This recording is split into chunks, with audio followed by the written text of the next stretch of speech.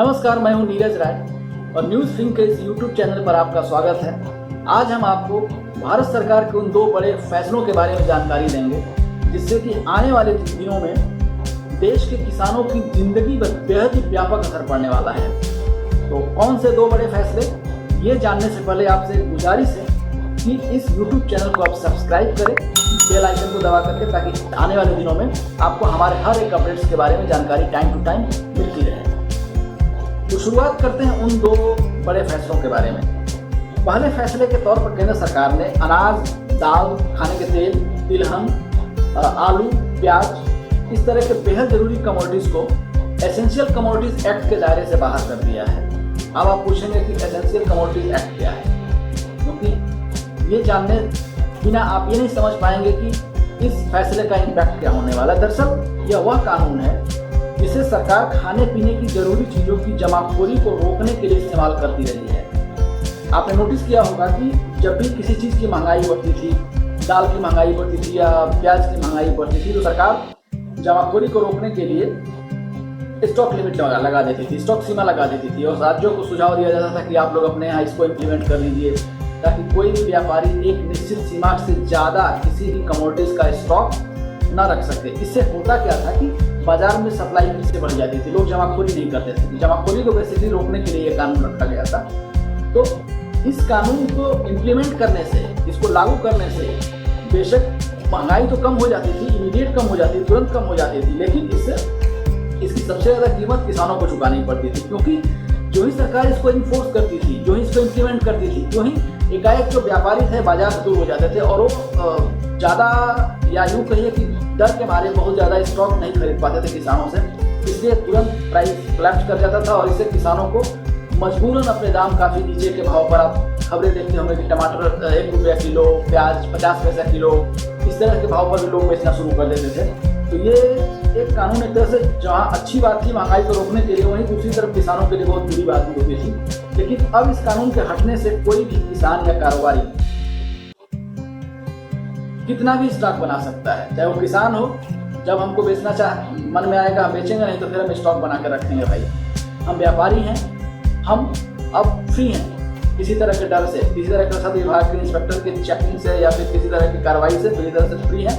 हम अब आराम से कारोबार कर सकते हैं। सरकार ने एकदम फ्री कर दिया इस एक्ट को हटा करके।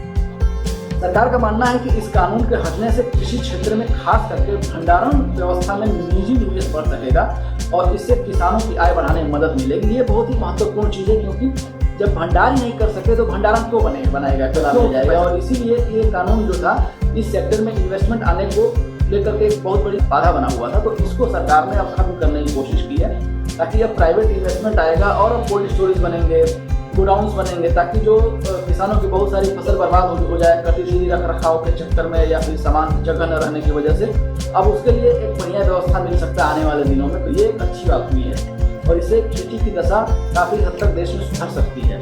दूसरा जो फैसला हुआ है उसमें किसानों को फायदा देने के लिए सरकार एक और अध्यादेश लेकर आई है और वो यह है the farming produce trade and commerce protection and facilitation ordinance 2020। ये पहले फैसले का ही पूरक कदम है, क्योंकि अगर ये नहीं होता तो शायद बिना एसेंशियल कमोडिटीज एक्ट में महज राहत दे देने से काम नहीं बनता, और इसीलिए सरकार को ये ऑर्डिनेंस लेकर आना पड़ा है। इस ऑर्डिनेंस से अब कोई भी किसान अपनी उपज को राज्य की सरकारी कृषि मंडियों से बाहर कहीं भी बेचने के लिए आज़ाद हो गया। यानी कि अब उसे कोई बाध्यता नहीं है कि वो जाकर केवल एपीएमसी मंडी में ही बेचेगा।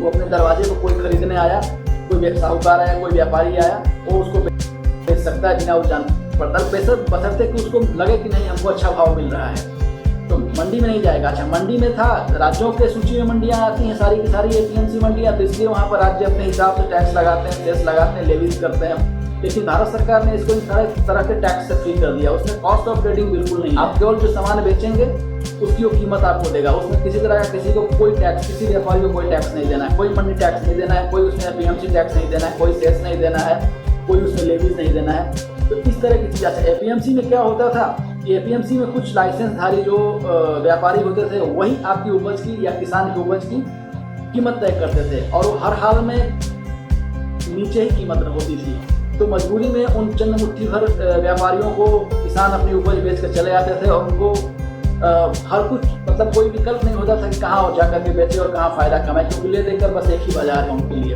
और उनका वहाँ पर कुछ लोगों का एकाधिकार हुआ करता था कि कैसे हमको नीचे से नीचे भाव पर इसे उत्पाद को खरीदना है। तो ये पूरा मकसद आता था। केंद्र सरकार ने इस पूरे मकर जाल को साफ कर दिया, यानी कि मार्केट से बिचौलियों को पूरी तरह साफ करने की कोशिश की गई ऑर्डिनेंस के जरिए। तो अब ये जो साठगांठ होता था वो अब खत्म हो जाएगा और औने पौने दाम पर जो फार्मर्स अपनी उपज बेचने को मजबूर करते थे वो अब नहीं रहेगी। लेकिन अब किसान देश और अच्छा, इस फैसले के बाद से किसान अब देश भर में अपने प्रोड्यूसर बेच सकेंगे, ये भी फैसला दी गई है। साथ ही किसानों की तरह व्यापारियों को भी इस राज्य में किसी भी राज्य में उपज खरीदने की आज़ादी होगी, क्योंकि अगर मान लीजिए कि व्यापारी को छूट नहीं देंगे आप, यूपी का व्यापारी बिहार के किसान से भला कैसे खरीद सकेगा। तो इसीलिए किसानों को जितनी छूट दी गई है उसी तरह व्यापारियों को भी छूट दी गई है। तो दोनों लोग फायदे में हैं यहाँ पर। उनको किसानों को भी बड़ा बाजार मिला और व्यापारियों को भी बड़ा बाजार है, जहाँ पर उसको उसके मन माफिक भाव मिलेगा, जहाँ पर दोनों का तालमेल बैठेगा, भाई अपने वो बेचेगा और दूसरा वाला खरीद लिया करेगा। तो इस तरह से अच्छा, इस बात ये कि कोई डॉक्यूमेंटेशन नहीं। आमतौर पर एपीएमसी में ट्रेड करने के लिए आपको सिविल सप्लाई डिपार्टमेंट्स में जाकर के, फूड डिपार्टमेंट में जाकर के लाइसेंस देना पड़ता था ट्रेडिंग का, लेकिन यहाँ पर कोई लाइसेंस की जरूरत नहीं है। आपके पास सिर्फ पैन कार्ड होना चाहिए। पैन कार्ड इसलिए होना चाहिए क्योंकि बड़ा ट्रांजैक्शन आप करेंगे। ट्रांजैक्शन ये जो आयकर विभाग की तरफ से है कि कोई भी आप निश्चित अमाउंट में तो आपको अपना पैन कार्ड डिस्क्लोज करना ही पड़ता है। तो इसीलिए यहाँ पर डॉक्यूमेंट के तौर पर सिर्फ पैन कार्ड दोनों पार्टियों का होना जरूरी है, तभी आप इस कानून का फायदा उठा पाएंगे। अब तक मंडियों में क्या होता था कि आप कुछ लोगों को लाइसेंस दिया जाता था और वही लोग केवल जाकर के ट्रेड कर पाते थे और उनका पूरा एक नेक्सस होता था कि बाकी किसी और व्यापारी को जल्दी आने नहीं देंगे या फिर अपने नेटवर्क में शामिल नहीं होने देंगे। यही नहीं, किसान चाहे तो खुद व्यापारी की भूमिका में भी आ सकते हैं। मतलब अपनी क्षमता के मुताबिक वे खुद दूसरे किसानों से माल खरीद सकते हैं और चाहे तो एक सकते हैं। यानी सरकार इस कानून के जरिए किसानों को खुद एंटरप्रेन्योर बनाने की भी कोशिश कर रही है। यानी कि आप किसान हैं तो जरूरी नहीं कि खेती किसानी ही करिए, अगर आपके अंदर क्षमता है, अगर आपके पास सोर्सेज हैं तो आप चाहें तो आप व्यापारी भी बन सकते हैं। खुद एक्सपोर्ट करना शुरू करिए, खुद आप व्यापार करना शुरू करिए अपने उत्पाद का। जरूरी नहीं कि आप सिर्फ पैदा ही करिए। बहुत बेहतर कदम लिया गया खेती की दशा और दशा सुधारने के लिए।